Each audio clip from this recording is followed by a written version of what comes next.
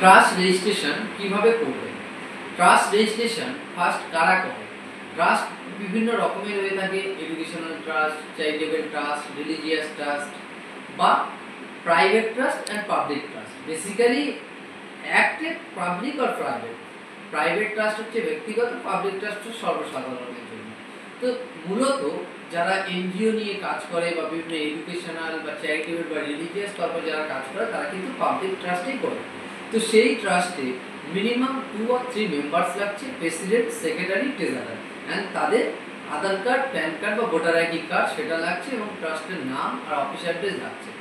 এটাকে নিয়ে একটা ডিড ড্রাফটিং করে নিতে হবে, যে ডিডের ট্রাস্টের নাম, অ্যাড্রেস, মেম্বার, তাদের ডিজিগনেশন, তাদের কি পাওয়ার থাকছে, ফাংশন কি থাকছে, রোলস, রেসপন্সিবিলিটি, ব্যাংক অ্যাকাউন্ট, এই এভরিথিং ডিটেলসগুলো সেখানে মেনশন থাকছে।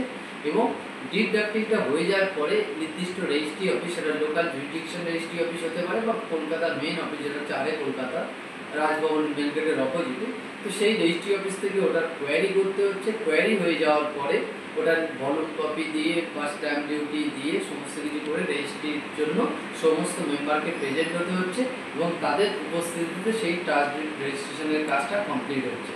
এবং ট্রাস্ট ডিডটা রেজিস্ট্রেশন হয়ে যাওয়ার পরে প্যান কার্ড অ্যাপ্লাই করে ব্যাংক অ্যাকাউন্ট করে সেই ট্রাস্ট ডিডের যে কার্যকলাপ সেটা কিন্তু রান করতে পারছেন। তো এইভাবে আপনি চাইলে আপনার নিজের ট্রাস্টটাকে নিজেই রেজিস্ট্রি করতে পারেন বা আপনি চাইলে কোনো অভিজ্ঞ আইনজীবীর থেকে পরামর্শ নিয়ে এই ট্রাস্টটাকে রেজিস্ট্রি করতে পারেন।